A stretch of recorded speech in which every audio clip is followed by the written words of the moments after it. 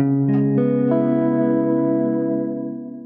are listening to the Starzology Astrology podcast. I am your host, Alison Price, and I'm here with my good friend Arwynne O'Neill, a research astrologer in Vancouver.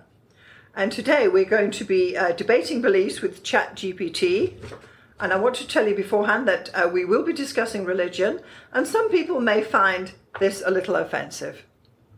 So let's get going. So welcome, Arwynne. Thank you so much for being here today. Thank you for inviting me. It's great to be here again, Alison. Yes, and this time we've got quite an interesting topic, which I don't think has been aired before, about a recent experience you had with ChatGPT. And perhaps you could tell us what that is before we get going. Certainly, I would be happy to. And I mean, I obviously am just a layperson, a user of the chatbot. I am not a programmer or a tech bro or anything like that, but I have been fascinated by the progress that has been made in AI over just the last few months. What's been released starting last November, I believe, November 2022, and we're now in May 2023. We're up to ChatGPT 4 now, and I believe I'm using 3.5. It's just the chat version. It's not the image version. I'm not using it to code anything. I'm pretty much using it to get like TV show recommendations and, occasionally research some topics for podcasts or anything that strikes my fancy. So, and also just playing around, because that's what a lot of people are doing with it, asking it to, write a rap that's in the style of Eminem, or, write me a sonnet about a zombie killing, little girl in the Victorian era. Like literally it will do any of these things kind of brilliantly. So it's if you haven't explored it yourselves, and most people have, judging by the numbers, but just Google ChatGPT and you can easily find it and set yourself up for hours of entertainment, or as the case may be, an interesting argument, which I had earlier today with the chatbot. Okay, so this is super interesting. So what you're saying is that we as the humans, we're actually having a conversation basically with the artificial intelligence, and they are responding to us, and this is what we're going to be discussing today. Exactly, yes. Okay. Precisely. So earlier this week, I was researching a topic for one of our astrology podcasts, and whereas I, in the past, would have just used Google or looked at my bookshelf for inspiration, I thought, let's ask the chatbot, the famous ChatGPT, for some potential topics on our podcast about Jupiter in Taurus. And I prefaced it, which is the way that you're supposed to sort of craft your prompts, which is what they call the questions you ask the chatbot. I said, as a research astrologer, list some topics for a podcast about Jupiter in Taurus and what it might mean for society, the environment, politics, and people in general. So that was my question for the chatbot. And I have asked it questions about astrology in the past, and it has never given me a disclaimer about astrology as a topic. It's usually just launched right in and said, okay, here are some topics, here are a list of things, and it's kind of varying degrees of accuracy. Sometimes it got the dates wrong, but it was always able to sort of spit out something that was right on theme and alarmingly good, kind of. Yes. Which, is scary and wonderful and all those things.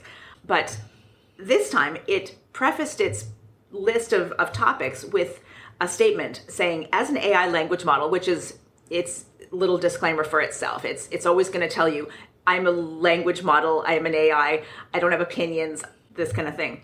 But it went on to say, it's important to note that astrology is not scientifically supported. However, if you want to explore this topic as a research astrologer, here are some topics. And then it listed a bunch of topics. And then at the end, it restated this disclaimer. It's important to note that astrology is not a scientific discipline, and there's no empirical evidence to support its claims of accuracy. However, as an AI language model, I can offer topics of discussion for anyone interested in exploring the topic. And I thought this was rather interesting and not unprecedented, because in the past I have Googled things about astrology, and sometimes the first topic that'll come up is sort of a denier thing. I can't remember his name right now, don't want to give him extra publicity, but one of these kind of debunkers was sometimes the very top result in the search. I kind of yelled at Google one time, and it actually seemed to work because my search results got better after that, which is weird, but this was like 10 years ago. So Now it's yelling at the chatbot. What you can do with the chatbot is in one chat, you can actually have it sort of learn and craft your answers to be better.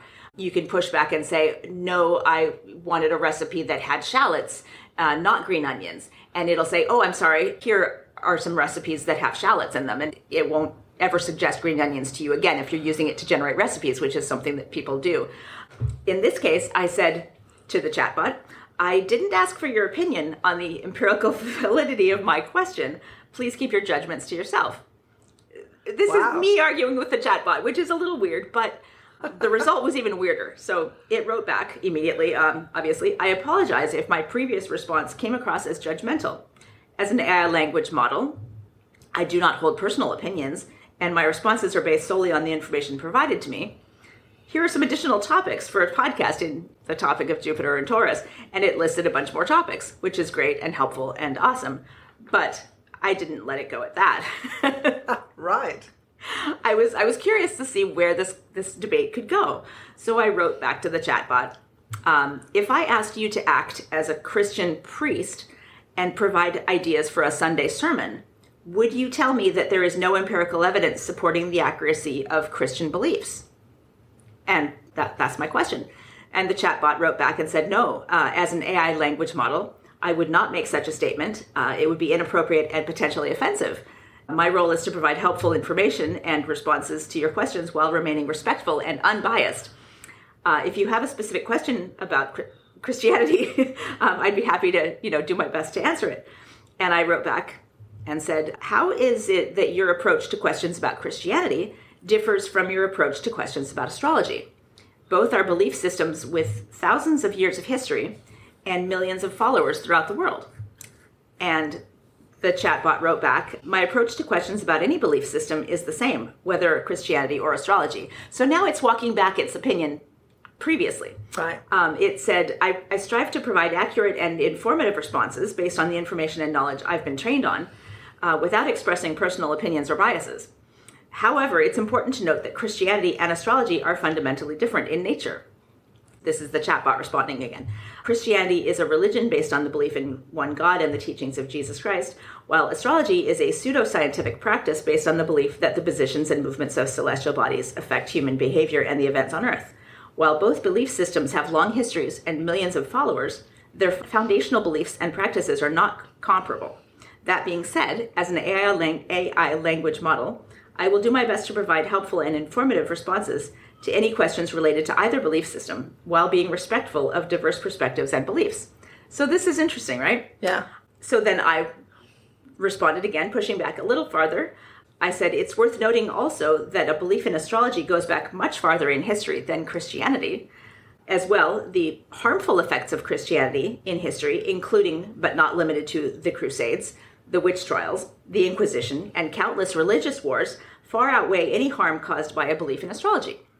I didn't go on to say that astrology, of course, is the absolute basis of astronomy as a science, and that we owe any kind of study of the universe and the cycles of the planets and stars to historical astrologers. I didn't bother to go into that because, of course, the AI knows that. But anyway, so the AI then replied, my responses are based on information and knowledge that I've been trained on, etc., etc. However, it's important to acknowledge that the history of both astrology and Christianity are complex and nuanced, and it would be inappropriate to compare the harm caused by either belief system. So it's definitely been trained to not have bias. This is clear, and it reiterates that frequently. It goes on to say, while astrology does have a long history dating back to ancient civilizations, it has been criticized by many as pseudoscientific, without empirical evidence, etc.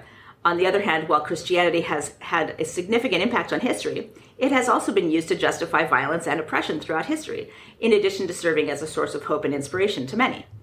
Ultimately, this is still the AI talking, it's important to approach all belief systems with respect and an open mind, while acknowledging their potential impacts, both positive and negative, on individuals and society. I mean, right? So yeah. I replied to the AI, I agree wholeheartedly. Please do your best to respect my belief in astrology from now on. And the AI wrote back, of course. As an AI language model, I'm programmed to respect all beliefs and perspectives without any personal bias or judgment. I apologize If any of my previous responses came across as disrespectful or dismissive of your belief in astrology, please let me know if you have any further questions or topics related to astrology that I can help you with. So it seems to me that these responses from the ChatGPT is really quite intriguing. Incredibly intriguing. Yeah. And it's funny because I'm not a very confrontational person by nature. No. Strangely, I mean, I've got Mars in Taurus, it's Ferdinand the Bull. I'd rather smell the flowers than fight, But there was just something about, I know it's not alive, right? I know it's been programmed by tech bros who obviously are not astrologers, and it's malleable at this point. That's another interesting thing about it. Arguing with an AI, you actually strangely can make progress where arguing with another person who's a hater stubborn. Or they have they're a denier, they want to take you down for whatever you believe in that they think is bullshit. You don't really stand a chance of winning them over within a half an hour of chatting back and forth. With the chatbot, I feel like I made some progress, which may be bizarre and silly on some level, but on another level, it is a tool. Yes. Just like the internet is a tool, Google is a tool. These are all tools at our disposal to make us humans better at being human, better at what we want to do as humans. If we want to, come up with podcast ideas quickly and efficiently. And that's what I had gone to the chatbot for. Yes. And I didn't go to have my beliefs questioned, but I did come back with a really interesting interaction that I think was unexpected, but also in a weird way, kind of gratifying. I mean, I guess the takeaway just is this thing is less than 6 months old. Right. That's insane. ChatGPT, obviously, all these other AI language models that are proliferating now, we could get into the AI generated art, let's not even go there. All of these things are less than a year old. Yes. And this is all right on the cusp of Pluto going into Aquarius, which we talked about in a previous episode. And what in the world, the world that is opening up because of this is unfathomable. It is. This is what I came away with. It's a fascinating time to be alive. And yeah. Because the Pluto in Aquarius is transforming, the internet, which is the Aquarius, and leveling the playing fields for everybody. Yeah. Even more so than the internet did 10 years ago. Right. Yeah. And the fact that it actually could defend its position at the same time apologizing for offending you if it had. Yeah, and promising to do better. Promising to do better next time. The first thing I thought was that it would be better to have ChatGPT sitting at your dinner table instead of Cousin Bob, who keeps banging on about something or other and won't change his mind. Right. Whereas actually, this is more human in that it is able to say, let me think about that. Yeah, maybe you were right. Maybe I can make an adjustment here. Yeah. And I'm not always correct. And that's kind of interesting as well. Yeah. And of course it's been programmed to say these things and blah, blah, blah. But yeah, it is weirdly, refreshingly malleable in a way. And I can't imagine where this is going, because I can imagine that you would actually continue this conversation in the... Yeah. Oh, and you have to. If you start a new chat, you're at square one. But if I continue in this chat, every time I ask it a question about astrology now, it won't preface it with, some disclaimer about how my beliefs are bullshit. Which is nice. My God. So we've actually got the ChatGPT on the podcast this week. How interesting is that? Yes. So what this is making me think, Arwynne, is that if we gave the ChatGPT somebody's birth time, date and place, would they be able to cast the chart and interpret it for us? And gosh, is this the end of astrologers as we know them? Oh, my Lord. I hadn't even thought of that. Obviously, as a research astrologer, this is not my forte, doing other people's charts, but yeah, fascinating. I bet you would make a go of it, for sure. We'll have to look into that and we'll get back to the listeners on that one, because that's something to think about. You can't believe how clever it is, because it would probably know that if you were born on, say, the 1st of March 1960, it would know where the sun and the planets were. Yeah. Super. Yeah, that's interesting. I mean, if you can give it a bunch of ingredients and say, make me a recipe for X, Yes. And it spits out like 6 different recipes that you can use: lamb, shallots, tomatoes, and milk. Right. You know, or Right. I don't cook, so whatever. Clearly. Yeah. Okay, then. But ChatGPT could do something with those ingredients that you would be stunned by. Yeah. I've already told my bartender friends about the wonderful, like, you know, drink concocting abilities of ChatGPT. Right. I asked it to make a cocktail for me based on my name, which is Arwynne, Evenstar, from Lord of the Rings. And it spit out like a absolutely delicious list of ingredients, which I promptly had designed for me by the bartender behind the bar where I was, and it was wonderful.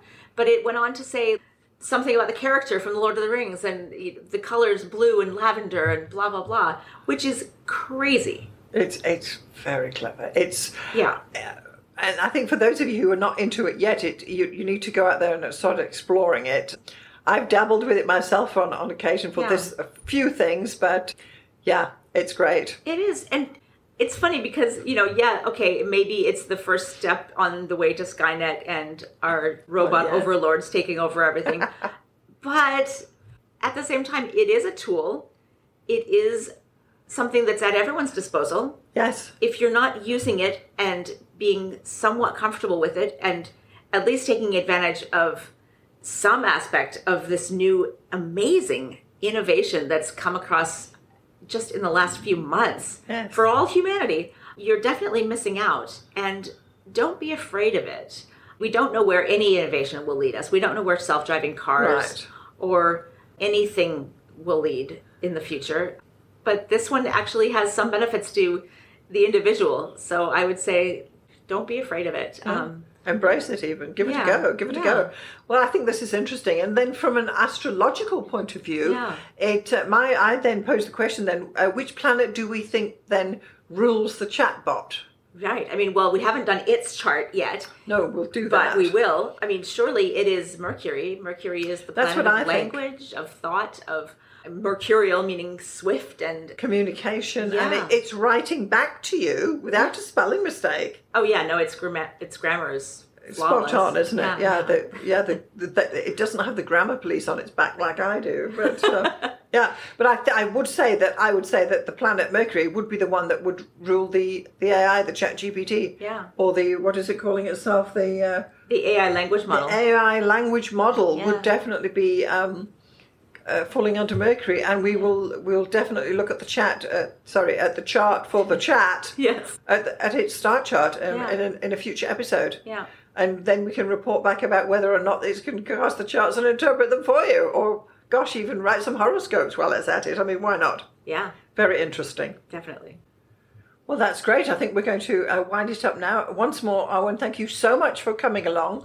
Always interesting, and always a pleasure to have you. Thank you so much for inviting me, Alison. It's been great. Thank you.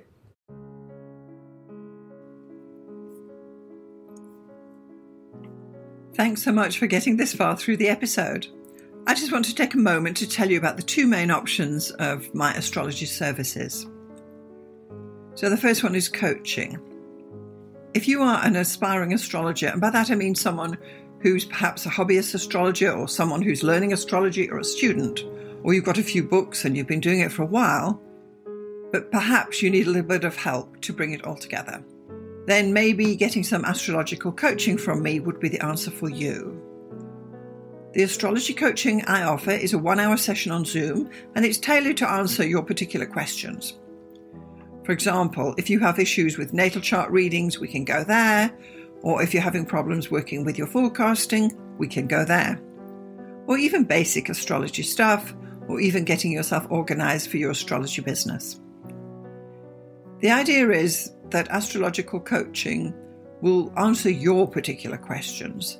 It's tailored specifically to you and where you are in your astrological journey. And I'm happy to help you out with some guidance about how you can get going, what to focus on, and what to dismiss. So that would be the astrological coaching for people trying to learn astrology. The second astrological service I offer is consultations. So this is for someone who perhaps doesn't know anything about astrology, but they just want to have their chart read or get their chart done. Call it what you will. So once more, this is a 1-hour consultation over Zoom. I will interpret your chart, tell you about the main features, tell you about where the energy is flowing, and all the rest of what is entailed in a thorough natal chart interpretation. I can also add in some forecasting in there too, bearing in mind we only have 1 hour. So just in summary, I've got coaching for people who want to learn astrology, and I've got consultations for those who want to get an astrology reading done. I'm Alison Price from Starzology.com. Thank you so much for listening. We'll see you next time.